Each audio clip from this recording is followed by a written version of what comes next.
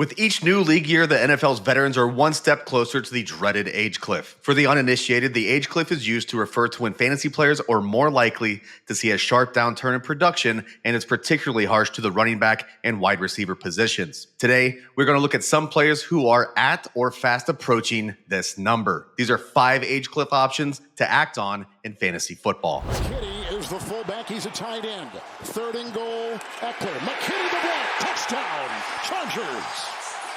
Back in March, it was announced that Ekeler would be switching coasts by signing a 2-year, $11.4 million contract with the Washington Commanders. The longtime Chargers great will join a young backfield consisting of Brian Robinson Jr. and Chris Rodriguez, with Jaden Daniels taking the quarterback helmet in 2024. Austin Ekeler and fantasy managers were disappointed in the 2023 season. The pass-catching maven dealt with leg issues that clearly sapped the burst that makes him such a defensive annoyance. The year started off well for both parties, as Ekeler kicked off the season with 164 total yards and 4 receptions, spearheaded by a vintage 55-yard scamper en route to 24.4 half PPR points. Little did we know at the time that the overall RB2 Week 1 performance would be the highlight of the entire year, thanks in large part to an ankle injury that he suffered in the process. When he returned in Week 6, his typical high-end burst was very clearly missing, as he carried the ball 43 times over the next 3 games, failing to break any single run over 7 yards. This issue would rear its head many more times over the course of the season, as he failed to top 10 yards on a single run in 10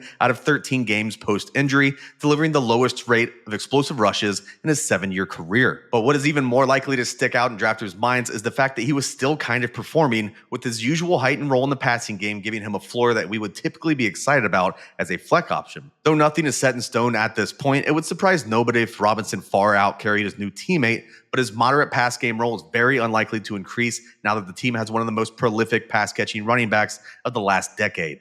On paper, the roles are very clearly defined, as a 6'2", 225-pound Robinson will operate as the short yardage and goal line back, as Ekeler will flex his elite level receiving game as the 3rd down back, assuming his ankle woes are behind him. From 2019 to 2022, the Arizona Cardinals under Cliff Kingsbury targeted running backs on 16.1% of their 2,417 attempts, peaking in 2019 when they registered a 17.5% rate. Comparing those numbers to 2023's rates, they fall almost exactly in line with the league average, if a slight tick higher. There's plenty of wiggle room for Ekeler to produce if Kingsbury continues a similar play calling style. According to current underdog ADP, Ekeler is going at the end of the 10th round as the 37th running back off the board. This is only one slot above Bengals running back Chase Brown, who garnered only 58 touches as a 5th round rookie last season. There's an argument to be made that the veteran should be upwards of 1 to 2 rounds higher and might be more valuable than his own backfield mate for fantasy purposes.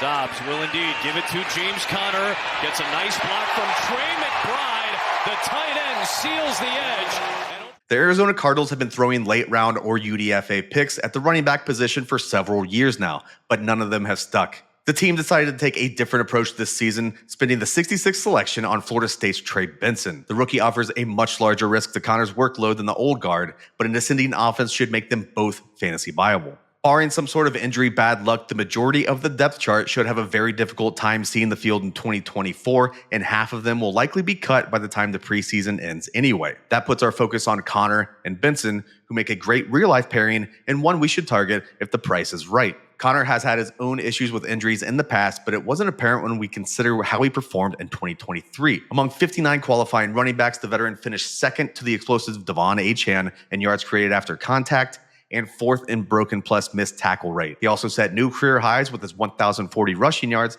and 5.0 yards per attempt. This was all on a Cardinals team that had 9 combined starts between Joshua Dobbs and Clayton Tune, with Michael Wilson operating as the de facto wide receiver 1 by season's end. The team now projects to have a full season with Kyler Murray and Marvin Harrison Jr., which should help to spread the defense out. Last season, Conner had 79 attempts against a defensive front with 8 or more defenders in the box, the 10th most in the NFL. Head coach Jonathan Gannon was recently asked specifically about the running back age cliff and what he thinks about Conner entering his age 29 season. Quote, "If you think that certain guys start to fall off because they get a little older, he'd be the one to delay it. I know that."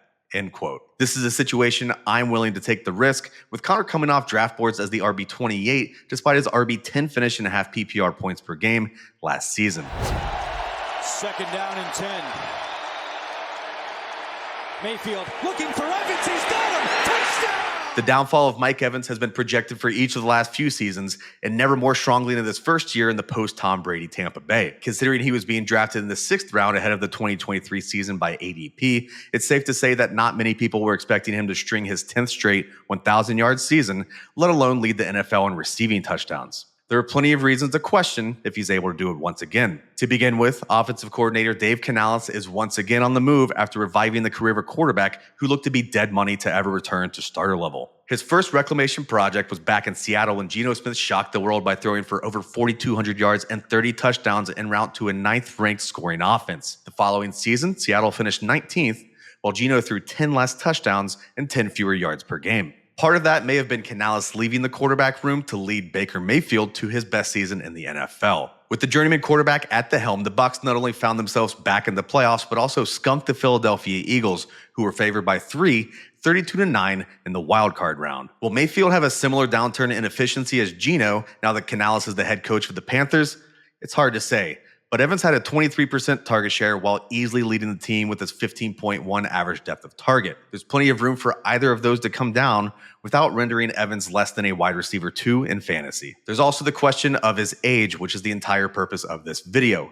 Evans will be 31 come August, which historically means that if he doesn't dangle off the age cliff in 2024, he will truly be an outlier. Only elite-level wide receivers have dodged father time for this long, including Larry Fitzgerald, Julian Edelman, Devontae Adams, DeAndre Hopkins, and Keenan Allen. So the question boils down to, do you think Mike Evans is an elite wide receiver and one of the best X-receivers in the league over the last 20 years? I believe the answer to that is yes. And the team tends to agree after signing him to a 2-year, $52 million contract this spring. Evans is one of the most consistent, dominant options in our game today and is well worth a late second-round pick in any fantasy format. Kamara now coming to the inside in the slot. They go to Kamara. Tie game. Kamara finished 2023 as the overall RB14 despite missing the first 3 games of the year due to his role in a February 2022 incident in Las Vegas. His first game back coincided with an AC joint injury to Carr, who would still start the Week 4 matchup. Kamara received a whopping 14 targets that game and repeated his 14-target performance just 3 weeks later. The 38.2 half PPR points he earned in those 2 games would end up accounting for nearly 20% of the fantasy points he scored in the entirety of the season. Kamara had 9 or fewer fantasy points in 3 separate weeks following those performances and handled 10 or fewer carries in 4. This is due in part to his continuing inefficiencies as a ball carrier. He finished at or below 4.0 yards per attempt for the 3rd year in a row, while his 2.51 yards after contact was 52nd out of 63 qualifying running backs. Some of his growing inefficiencies could be blamed on a collapsing offensive line, but that projects to be even worse this season, with rumors of right tackle Ryan Ramczyk either missing this year or outright retiring. Though Jamal Williams isn't likely coming for his job anytime soon, it's practically a guarantee that 2023 third-round running back Kendre Miller will be seeing an uptick in work. The rookie battled leg injuries through much of last season, but got the starting nod in Week 18 with Kamara out and ran for 73 yards on 13 carries. There's also the added squeeze of do-it-all offensive weapon Taysom Hill, who is already being used in the backfield in this new Clint Kubiak offensive scheme. We shouldn't expect quarterback Derek Carr to suddenly stop targeting the running back position, but it's fair to wonder how much of a role the 29-year-old running back is going to have on a down-to-down basis. Alvin Kamara should be viewed as a low-end RB2 in 2024, as his early down and goal line work could be in jeopardy. 3rd down and 8, empty backfield. Lawrence looking, can't find anyone, spins away. Now Lawrence throws, back of the end zone, touchdown, it's Ridley. With Trevor Lawrence finishing 5th in the league with a 645 dropbacks last season, there was certainly no lack of targets to go around. Evan Ingram and Calvin Ridley ended up being the only major receiving options to stay healthy all season long, so they ended up being the biggest beneficiaries. Ingram would blow his previous career high in targets out of the water, while Ridley garnered 132 looks in his first full season since 2020. Those 132 targets led to 1,016 yards, 8 touchdowns, and the wide receiver 25 finish in half PPR points per game. Not a bad season by any means, but his efficiency still has a lot to be desired. Among 98 qualifying receivers, he finished 92nd in expected points added and 89th in added points per game. Sports Info Solutions numbers mirror much of the same. Of the 35 receivers who had 100 or more targets, Ridley ranked 28th in EPA per target. There's a chance that some of this can be blamed on rust, as the receiver has been off the field for nearly 2 full seasons. On the other hand, Ridley finished the season by catching no more than 60% of his targets in 5 of his final 6 games, with 3 of them ending in less than 40 yards. Another issue from the 2023 season may have been the Jaguars' deployment of the wide receiver. Reception Perception's Matt Harmon pointed this out in his player profile. Quote, the route tree also didn't do Ridley many favors. Curls, comebacks, and nine routes made up 48.6% of his sampled patterns. That is severely stripped down and essentially invites high degrees of difficulty throws for the quarterback, an extra problematic proposition for a team that had significant pass protection issues. Harmon believes that Ridley is still a high-quality outside starting receiver, but the issues might not be getting any better in his new home. The Titans' offensive line had the second worst adjusted sack rate and the fourth highest QB pressure rate allowed.